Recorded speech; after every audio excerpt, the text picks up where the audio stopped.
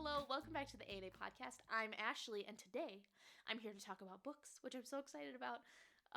Every time I start reading a book, I just get the strong desire to make an episode talking about my favorite Christian books of all time, my top 5 of all time. This book that I'm reading right now is called Glow Kids, and it says how screen addiction is hijacking our kids and how to break the trance. It's honestly really good. It's not a Christian book, but it's really good and interesting, and so I was just very inspired to do this episode. It's kind of going to be random, and I feel like it might be all over the place, but that's okay, you know? It's fine. Anyway, I'm going to be doing my top 5, starting from number 5 and working my way down to number 1. It should be fun. Number 5 is Mere Christianity by C.S. Lewis. I wish that I had my books here with me. This might be a better episode to do if I could show you my books, but it's fine. This book is a compilation of some radio talks that C.S. Lewis did over the course of some time. It covers much ground related to Christianity, including the connection between right and wrong, the meaning of the universe, Christian beliefs, and Christian behaviors. It argues against atheism and for Christianity very logically, which I think is really cool. Yet C.S. Lewis has such a way with words. It's so profound, yet so clear. It's amazing. He breaks down doctrine in such an easily digestible way that I think every new Christian or every Christian should listen to it or read it. I think I actually listened to it and read it. I listened to it on Audible and then I read it. So definitely it's something that you can read or listen to multiple times and pick up something new every time. He is just, I love C.S. Lewis. I wish that I would have the chance to talk to him. Maybe in heaven I will. But anyway, that was a really impactful book for me. I read it during Bible school, and then I think I listened to it during a trip to Michigan or something. It's so good. I just love it. That's all I have to say about that.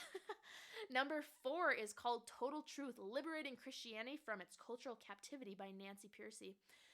Pearcey helps readers work through the chokehold that culture can have over Christianity and Christian thought.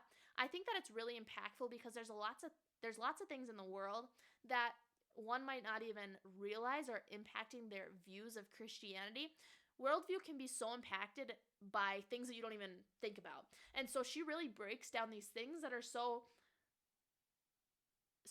woven into culture that we don't even think about them. It's such a lovely book. When I was reading it, I was blown away at every page. It focuses a lot on the morality of culture versus the morality of Christianity. One thing that stuck out to me majorly was that Darwinism is literally debunked in this read. It's crazy. It exposes wide sweeping lies that everyone just tends to believe, even Christians, because they're so culturally pervasive. It also talks about how neutrality is a myth, and this was just fundamental to me during college. There were so many times where neutrality is just a lot of teachers or people claim that neutrality is like a world view without God, it's atheism. But that's not neutral. That's a worldview in and of itself.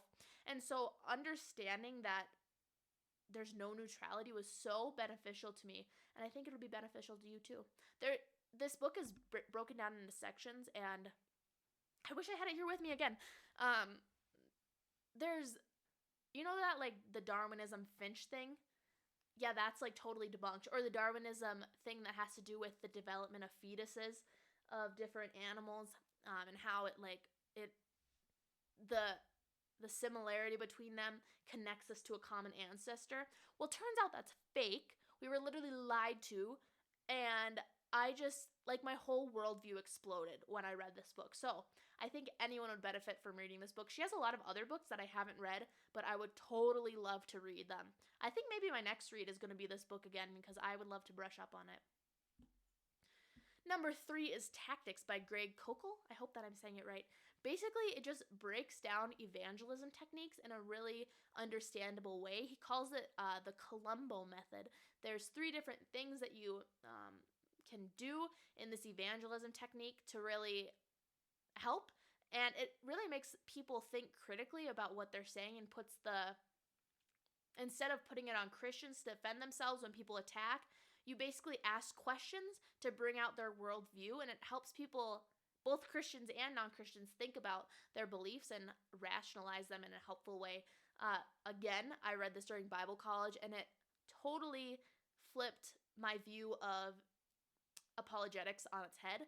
And I think this book and then the Nancy Pearcey one were very influential in for me, wanting to start this podcast with Anya, because there's just so many lies in culture, and they're just so blatant. If we look a little bit below the surface, we look 1 inch below the surface, and it comes crumbling down. So anyway, that is my number 3. You should definitely listen to it or read it. It's a super easy read.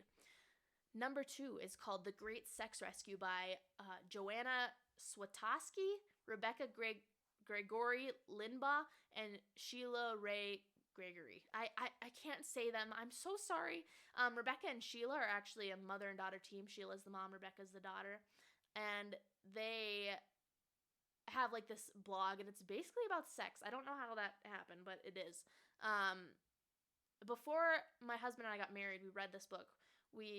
Our pastor and pastor's wife told us to read it. And when I say this is the second most influential book of my life, I'm not exaggerating. I think purity culture I didn't quite catch all of purity culture. I caught the very end of it.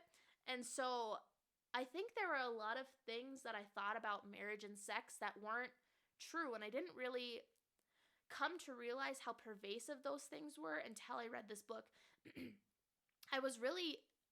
Through this read, I was really able to take a look inside my heart and my mind at some of the toxic things that had been presented to me. I don't even really know where I picked them up, but just things that are harmful to marriage and sex. And I think without reading this book, my husband and I really would have had some major things to work through. Even my husband has said that this is an influential book. It prompted many, many awesome conversations. And I'm just so thankful that these authors chose to dig into such a sensitive topic that's often not talked about in the Christian community. It's also research-based. They did a large survey of women and men, which I just thought was amazing. And they found that there's these teachings in Christianity that have totally hijacked the Bible and are not actually biblical. And so I think reading that, I was just shocked. And now I get it and recommend it for all my engaged or married friends, because it was just so impactful. And I really do thank the Lord for this book. I could say more about that, but I'll leave it at that for now. Now, I have a few honorable mentions. One is Cold Case Christianity by J. Warner Wallace. And this is kind of breaking Christianity down from a detective's perspective, which is really cool. It's very systematic, and it makes a case for the resurrection of Christ. Actually, the author of this was trying to discount the resurrection of Christ, but through his research, he found that the resurrection of Christ was totally corroborated. There was more evidence for the resurrection of Christ than against it. This man was atheist, and through his research, he became Christian. That's a good read. Another one is called Another Gospel by Alisa Childers. I think she was like a former singer of Zoe Girl or something. I haven't heard of that, but I think it was a big Christian band back in the day. Basically, progressive Christianity had wiggled its way into her life, and she finds the truth that is not progressive Christianity.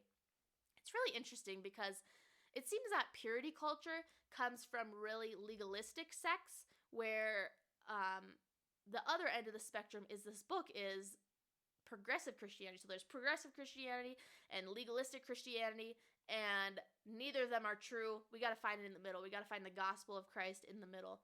And so I just think that there's both these ends of the pendulum, which I'll talk about another time. But both of these things are addressed in different ways in different books, so that's another good one. The last book on my honorable mentions list is called American Awakening by John Kingston. There we go. And he really feels the pulse of America and the culture as a whole, and kind of talks about the breakdown of the American culture, where there's a big fracture line in the middle, and how Jesus can restore that. I don't know if I'm giving a very good synopsis of it. You should read it. I listened to it and was so into it. I think I listened to the whole book in one trip to, I don't know, somewhere. I was really into it. It's a really good read, and I'd love to read it again. Yeah, that's a good one. Okay, my number one book is To Hell with the Hustle by Jefferson Bethke. I love the Bethke family. They are so awesome. But Jeff, he goes by Jeff, he talks about the hustle culture of the United States, or of the Western world, I suppose, and how we were not created for that. He speaks a lot to the Sabbath and how the Sabbath is, we don't have to take that Sunday and not do anything. It's not legalistic. The Sabbath was made for man, not man for the Sabbath. And the way that he talks about slowing down and saying no to things has been very, very impactful. I think that it's really revolutionized the way that I live my life. I was for so long such a go, go, go gal. And now I've really realized that I just can't take that. I'm not capable of going all the time. I need more rest than others. I need to step back. I need to lean into the Lord. And when I'm so busy that I can barely breathe, I can't make time for the Lord either. And the Lord needs my full attention. It's such a beautiful book. It's an easy, easy read. I listened to it and read it, and I would recommend it to anyone. I love it. It's so good. I think about it all the time. One thing that I remember from the book is that like 100 or 120 years ago, I think, the average person got 11 hours of sleep a night. Can you even believe it? And now the average is 6 hours. And so he says, like, how do we expect to be thriving when we're cutting our sleep in half, basically? Like, no wonder why anxiety and depression and burnout are so real. Like, we're not resting and we're not made to go, go, go all the time. So I don't know. I just think that was a really great book, and I'd love if you read it. I'll link all my recommendations down below, along with a link to get them, I guess. They're so good. I'd recommend them to anyone. Read or listen to them. I wish I was less... Whenever I do an episode by myself, I ramble so much, but I hope you picked up something from this. I hope you enjoyed, and I guess I'll talk at you next time. See you later.